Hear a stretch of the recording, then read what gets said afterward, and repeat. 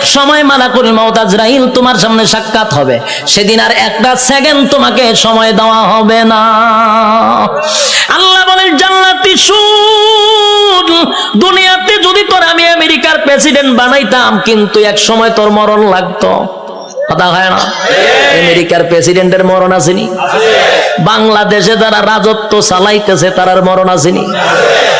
গোটা পৃথিবীও যদি রাজত্ব করত, জুলকারনাইন গোটা পৃথিবী রাজত্ব করছে, মরণ ছিল?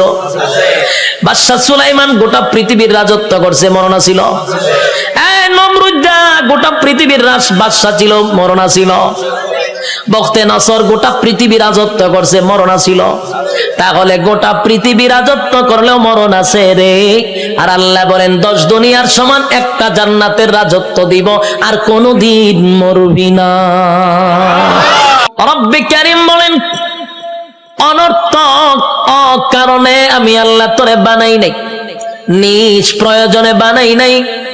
বান্দারে আমি কেন বানাইলাম শোন, ওয়ামা খালাকাতুল জিন্না ওয়াল ইনসা ইল্লা লিয়াবুদুন, মানব দানব শুধুমাত্র কেবলমাত্র গোলামি করবি আমি আল্লাহ, গোলামি করবি আমি আল্লাহ। কুল কিয়ামতের মধ্যে আমি সম্মান আর মর্যাদা তোরে বেশি দিছি। বান্দা আসমান বানাইতে আমি আল্লাহ মিস্ত্রি লাগাই নাই, জমিন বানাইতে মিস্ত্রি আমি লাগাই নাই, সূর্য চন্দ্র গ্রহ নক্ষত্র বানাইতে মিস্ত্রি লাগাই নাই। আল্লাহ শুধু বলছেন ইন্নামা আমরুহু ইযা আরাদা শাইআন আয়াকুলা লাহু কুন ফায়াকুন। রব্বে কারীম বলেন আমি শুধু বলেছি কোন হয়ে গেছে, সব তো বানাইলাম আমি হুকুম দিয়া, কিন্তু মানুষ তোরে আমি বানাইছি আমি আল্লাহর কুদরতি হাত দিয়া, কুদরতি হাত দিয়া তোরে বানাইছি। তাহলে কত মহব্বত দিয়া বানাইছে। এরপরে রব্বে কারীম বলেন কুদরতি হাত দিয়া বানাইয়া শেষ নয় গো। আল্লাহ বলেন গোটা সৃষ্টি জগতের মধ্যে আমি তোর থেকে সুন্দর কাউরে বানাই নাই। আসেনি এলাকা সুবহানাল্লাহ? তা আপনারা কোন সময় সুবহানাল্লাহটা কন? আমার কইবেন নি? আপনারা এলাকা ঠাড়া বললে সুবহানাল্লাহ কন, তো কোন সময় কন আমার কইয়েন? আমি তো জানি না। সমগ্র সৃষ্টি জগতের মধ্যে সুন্দর কারে বানাইছে? আমরা অনেক সময় কই সুন্দর মানুষ দেখলে লোকটা ফেরেশতার মতো সুন্দর, কই না? কিন্তু আল্লাহ কয় ফেরেশতা সুন্দর আমি কোরআনের কোথাও বলি নাই। কইনি আমরা ফরির মতো সুন্দর, কইনি? মাইয়া যদি সুন্দর কয়টা ফরির মতো, হ্যাঁ ফরিদে সুন্দর কোরআনে কইছিনি? তুই কে রে কস? কয় ফেরেশতার মতো সুন্দর, ফেরেশতা সুন্দর আল্লাহ কোরআনে কইছিনি?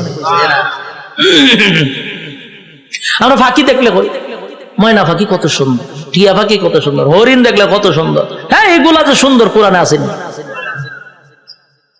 কিন্তু আল্লাহ বলেন মানুষ যে সুন্দর করে বানাইছি এই কথাটা আমি এমনে এমনে বলি নাই। আল্লাহ বলেন মানুষ বানাইছি সুন্দর করে, এই কথাটা বলতে গিয়ে আমি চারটা কসম করছি।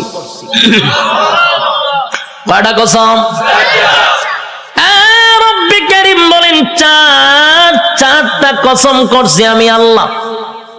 মানুষ তোরে সুন্দর করে বানাইছি এই কথাটা আমি কসম কেড়ে বলছি, একটা নয় গো, চারটা কসম করছি। প্রথম নাম্বার কসম হলো তিন ফলের কসম আমি আল্লাহ করলাম। ওয়াজাইতুন, আল্লাহ বলেন জাইতুন ফলের কসম আমি করলাম। ওয়া তুর সিনিনা, সিনাই পর্বতের কসম করলাম। ওয়া হাযাল বালাদিল আমিন, আমি আল্লাহ পবিত্র মক্কা নগরীর কসম করলাম। কসম হলো কয়টা? চারটা কসম আমি আল্লাহ করছি বান্দারে তরে বানাইতে গিয়া 4টা কসম করছি। কেন করলাম? কসম করলে তুই কথার গুরুত্ব দিবি, তাই 1টা 2টা নয় 4টা কসম কাটছি। তোরে সুন্দর করে বানাইছি, তোরে সুন্দর করে বানাইছি, তোরে সুন্দর করে বানাইছি, তোরে সুন্দর করে বানাইছি। 4বার কসম করছে। 4বার কসম করে আল্লাহ বলেন লাকাদ খালাকনাল ইনসানা ফি আহসানি তাকওয়িম। রব্বে কারীম বলেন, এই বান্দা বালিশের সঙ্গে মাথা লাগাইয়া একটু চিন্তা করে দেখ। আমরা তো ঘুমায়া থাকি, দুনিয়া নিয়ে চিন্তা করি আর ঘুমাই না। মাঝে মধ্যে একটু বালিশের সঙ্গে মাথা লাগাইয়া একটু চিন্তা করবেন আল্লাহর নিয়ামতের উপরে। এই মালিক বলেন, বান্দা তুই একটু চিন্তা করে দেখ আমি আল্লাহ তোর সম্মান আর মর্যাদা কত দিছি। বান্দারে তোর সম্মানের চেয়ে বেশি কারণ না, আমি আল্লাহ ফেরেশতার এত সম্মান দেই নাই। ফেরেশতা নূর দিয়া বানাইছি, ফেরেশতার জন্য জান্নাত বানাই নাই। মানুষ তোর জন্য জান্নাত বানাইছি, ফেরেশতার জন্য জান্নাত বানাই নাই। তোর সুন্দর করে বানাইছি কোরআনে বলছি, ফেরেশতারে বানাইয়া কোরআনে বলি নাই। এত সম্মান, এত মর্যাদা আর এত নিয়ামত আমি আল্লাহ তোরে দিলাম। 2টা চক্ষু দিলাম, এত পাওয়ারফুল চক্ষু যে তাকানোর সাথে সাথে 7 আসমান একেবারে 500 বছরের রাস্তা আমরা দেখতে পারি। সুবহানাল্লাহ। এখান থেকে তাকাইলে যে আমরা নীল আকাশ তারকা দেখি, তারকা প্রায় 200-300 বছরের রাস্তা। সুবহানাল্লাহ। সূর্য এই পৃথিবীর থেকে 9,30,00,000 মাইল উপরে, চাওয়া মাত্রই আমরা দেখতে পাই, ঠিক নেই? চোখের পাওয়ারটা কি মনে করছেন? চোখের পাওয়ার এত বেশি, বিদ্যুতের চেয়েও মানুষের চোখের গতি বেশি। বিদ্যুতের গতি হলো প্রতি সেকেন্ডে 1,86,000 মাইল বেগে যায়, আর আমাদের চক্ষু এর থেকে হাজার হাজার কোটি গুণ মাইল উপরে যায়। আল্লাহ এত পাওয়ারফুল 2টা চক্ষু আমাদেরকে দান করছে। এরপরে আমাদেরকে মেধা শক্তি দিছে, ভালো বোঝার শক্তি দিছে, মন্দ বোঝার শক্তি দিছে। ফেরেশতা কিন্তু শুধু ভালো বুঝে রে, মন্দ বুঝে না। শয়তানরে আল্লাহ শুধু মন্দ বোঝার তৌফিক দিছে, খারাপটা খালি খারাপ বুঝে, ভালো বুঝে না। আর মানুষ ভালো মন্দ বোঝার তৌফিক দিছে, কথা হয় না?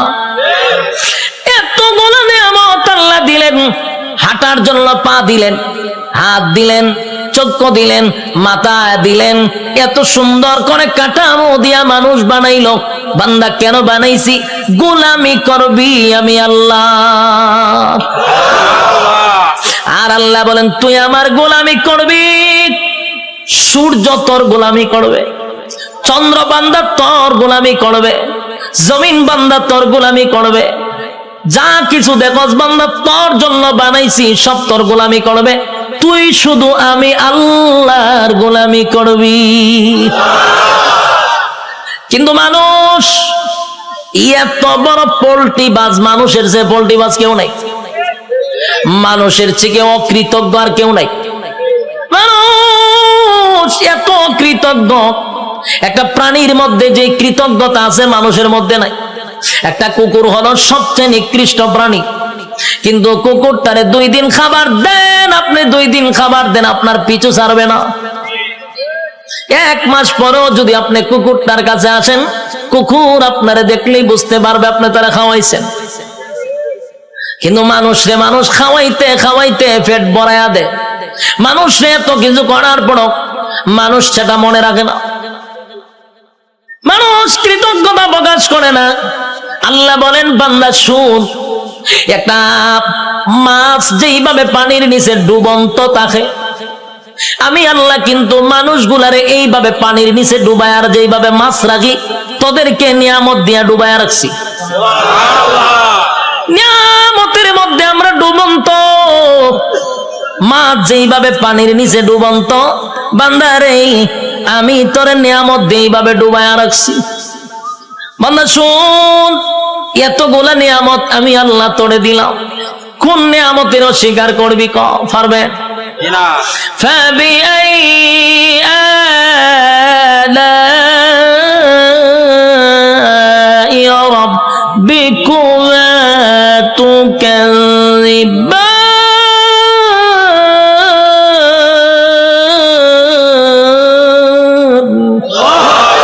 আল্লাহ বলেন কোন কোন নিয়ামতের অস্বীকার করবি? আমি আল্লাহ তোরে কি দেই নাই বল?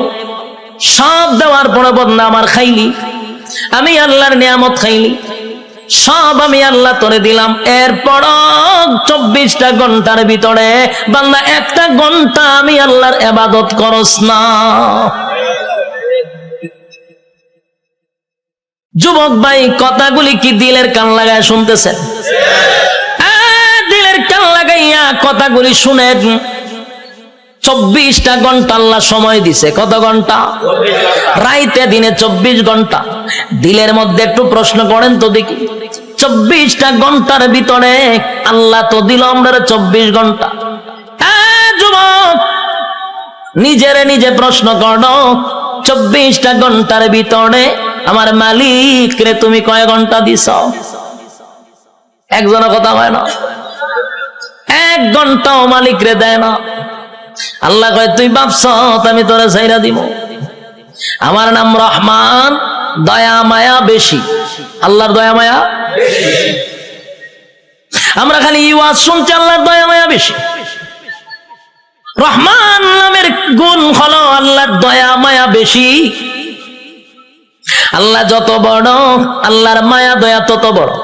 শুধু ওয়াজটা শুনছি, কিন্তু এরপরের ওয়াজ শুনছেন। আল্লাহ বলেন আমি যত বড়, আমার আযাব আর গজব কিন্তু বান্দা অত বড়। আমি সবাইরে ছাড় দেই, কিন্তু ছাইরা দেই না। ফেরাউনরে আমি ছাড় দিছি, ফেরাউন্নারে আমি ক্ষমতা দিছি। ক্ষমতা দেওয়ার পরে নিজেরে নিজে খোদা দাবি করছে।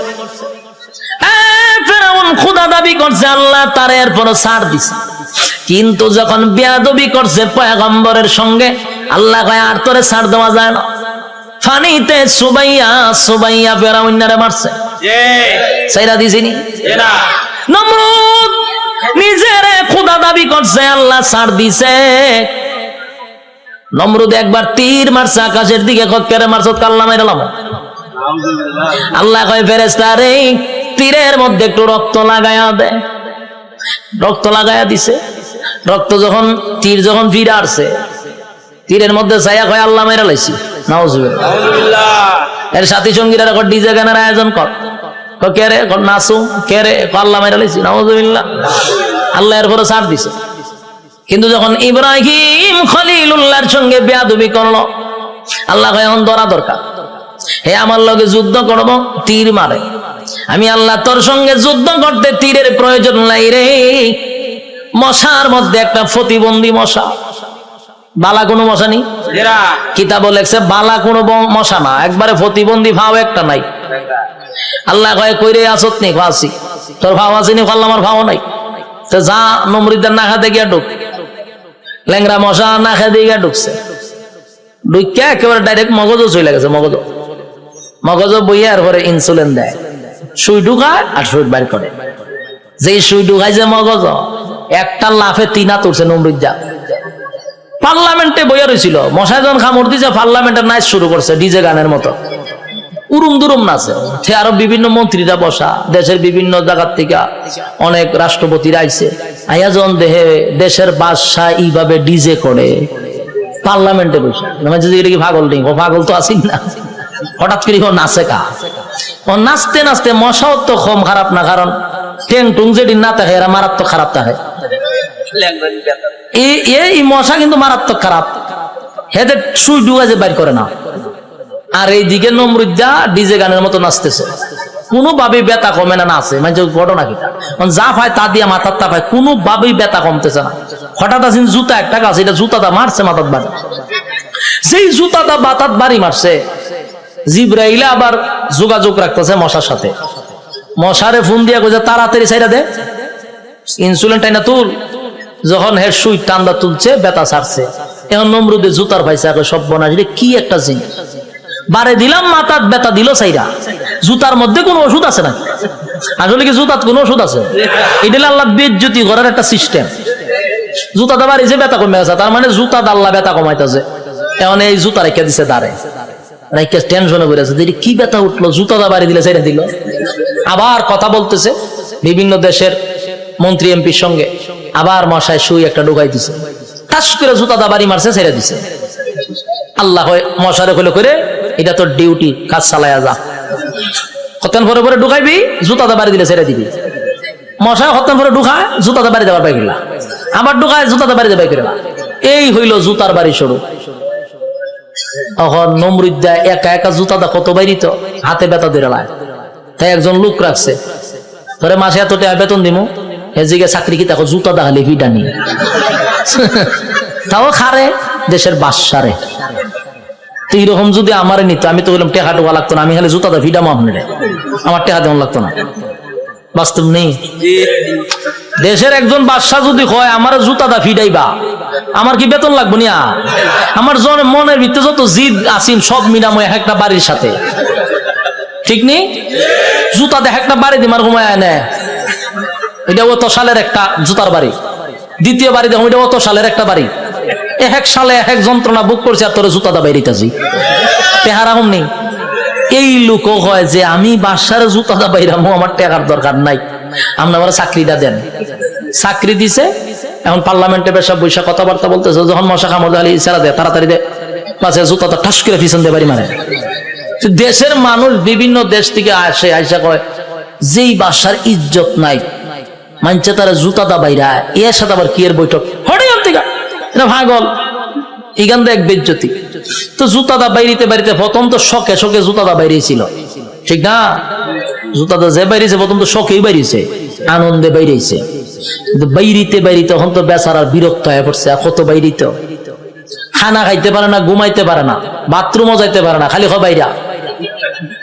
এই বেচারা হয়েছে বিরক্ত, এমন অবস্থা হয়েছে এখন জুতাটা বাইরানি লাগে হতান পরে পরে। বাথরুমে গেছে, একটা বাথরুম করতে গেলে টাইম নাই না, জুতাটা বাড়ি দেয়, সে বিপদ করছে না, খানা খাইতে পারে না। এই বেচারা কয় এর যদি আমি জুতাটা বাইরিতে থাকি আমি এমনি মরে যাবো, খাওয়ার নাই ঘুম নাই তো আমার মরণ হয়, তে একবার এর মাইরি মরে যাই। এখন হে কইল সিদ্ধান্ত নিয়েছে, না এমন মরম, চাকরি না করলে আমার গরদান যাইব, আর আমি যদি চাকরি করতে চাই আমি এমনি মরে যাবো গা, তে এক বালা হেরে মাইরা মরে যাই। তখন একদিন জুতার বদলা বড় একটা মুগুর লইছে, আমরা এটা কি তা কই মুগুর কইনি, মুগুর লইছে একটা, লইয়া পিছে বইয়া রইছে। যখন জুতাটা বাড়ি দে, তখন মুগুর লইয়া যৎকান শরীরে শক্তি আসিন, একটা বাড়ি দিছে, মাথা দুই ভাগ হয়ে যা। ল্যাংরা মশা যে মাথার ধরেছিল, ছায়া দেয় ছাদ নাই, ছাদ নাই, মশায় চিন্তা করবো যেরকম একটা নোংরা পরিবেশে আর বন যায়, মশা গেছে। নমরুদ্দা শেষ নি, কার সাথে পাল্লা লইছিল? আল্লাহ মারছে কেমনে? জুতা দা ফিডাইয়া মারছে। এই জন্য আল্লাহ ছাড় দেয়, ছেড়ে দেয় না।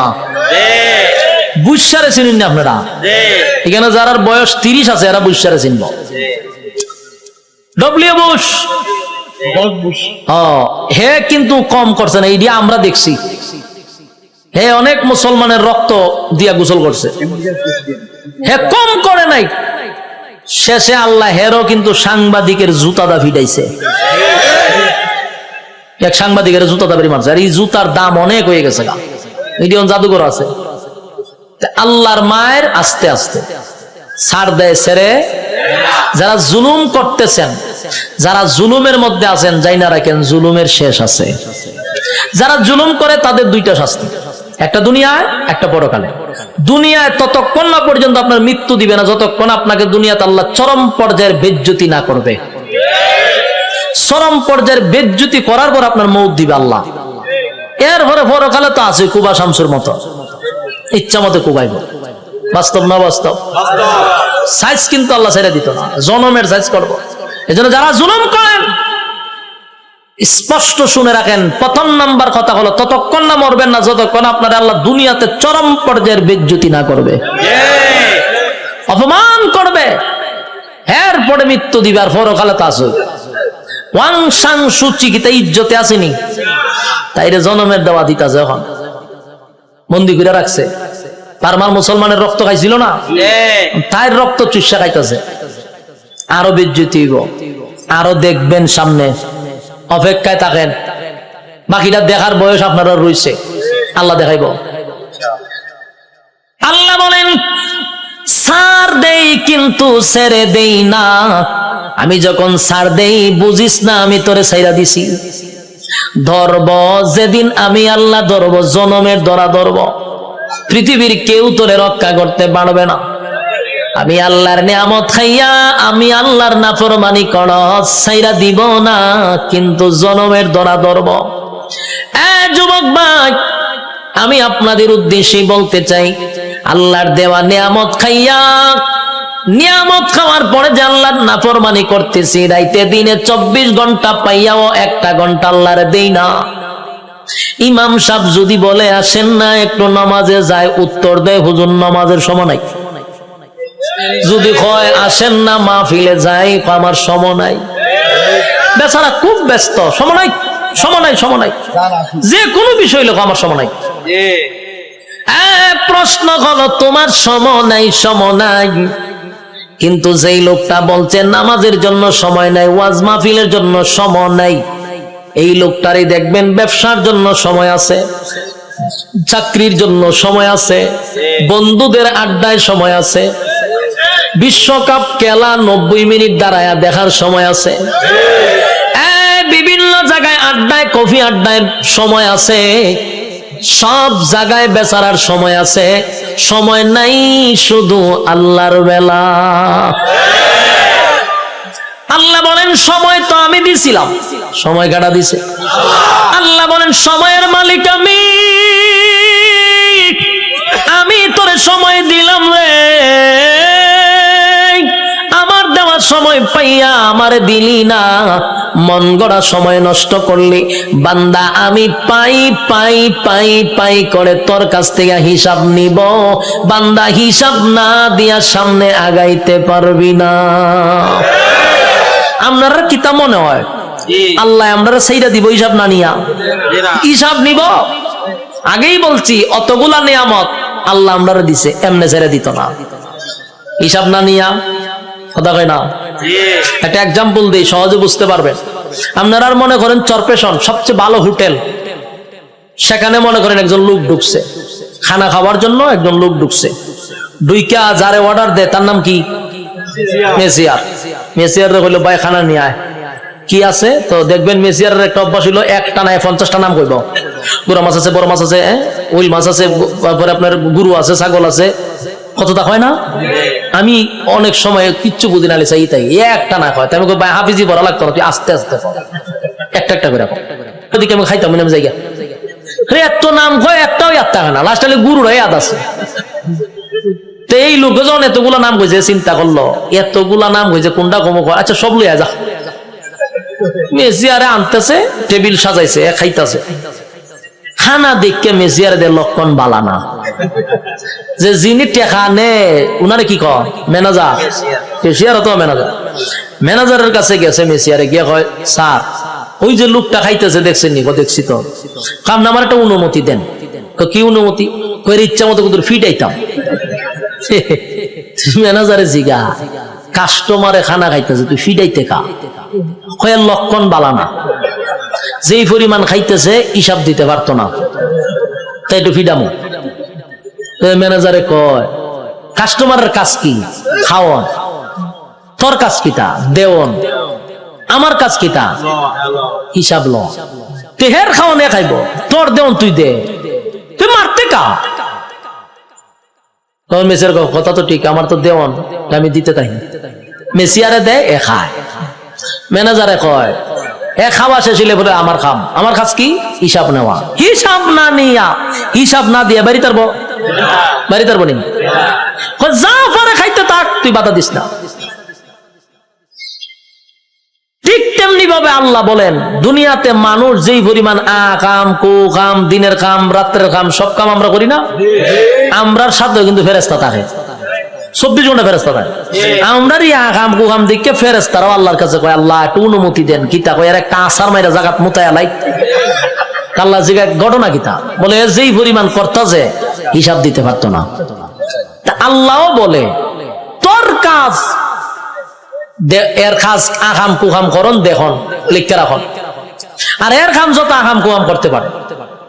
তোর কাজ কিন্তু ফিডন না, তোর কাজ দেখতে থাক, লিখতে থাক, যত কিছু আছে সবকিছুর হিসাব হইব আমার কাছে। বন্দা যা পারে করো, হিসাব না দিয়া সামনে আগাইবার কোনো সিস্টেম নাই। হাসরের মাঠে আল্লাহ হিসাব নিব পাই পাই কইরা, সাইডা দিবনি।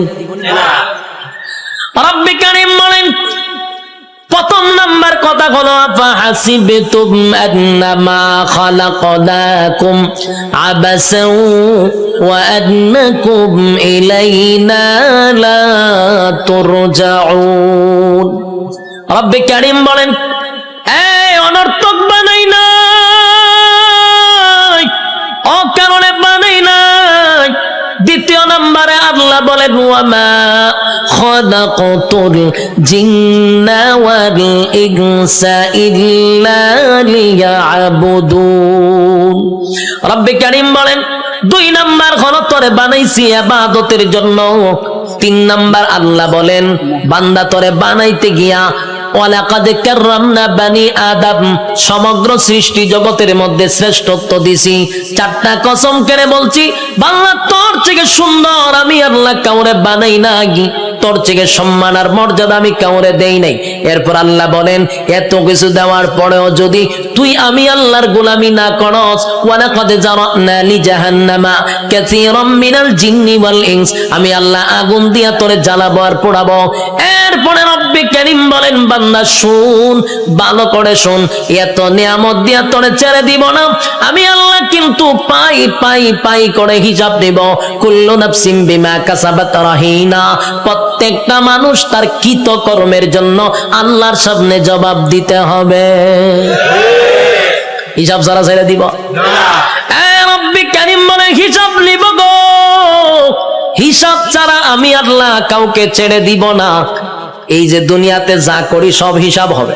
আল্লাহ বলেন শুন বান্দা, যখন প্রত্যেকটা মানুষের হায়াত শেষ হয়ে যাবে, মালাকুল মউত আজরাইল সামনে হাজির হবে, তার একটা কিয়ামত হবে।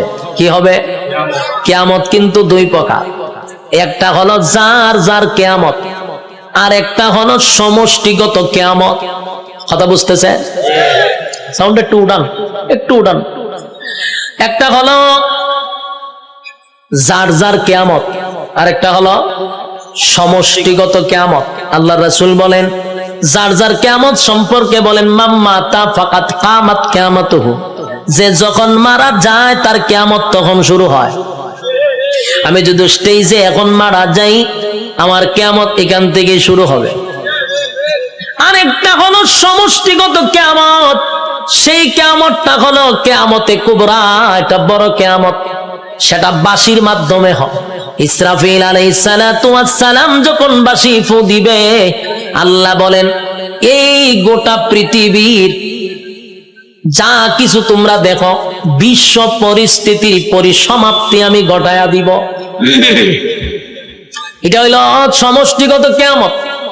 ইদা যুলজিলাতিল আরদু জিলজালাহা, জমিনের মধ্যে তখন জালজালা শুরু হবে, ভূমিকম্প শুরু হবে। যখন যে একটা ভূমিকম্প হইছে 13 সেকেন্ড, 13 সেকেন্ডের ভূমিকম্পে সব শেষ হয়ে গেল। আর ওইটা যে শুরু হইব ওইটা 13 সেকেন্ড না, 13 ঘন্টা না, এটা চলতেই থাকবে। পাহাড় গুলি তুলার মতো উঠতে থাকবে। বিল্ডিং তো দূরের কথা, পাহাড় উইরে উইরে চলবো। এই ভূমিকম্প থামবে না। কুল্লু মান আলাইহা ফান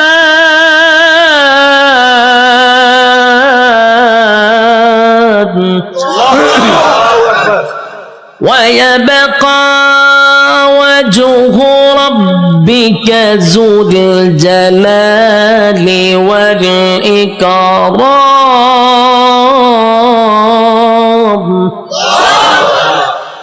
সব শেষ করব।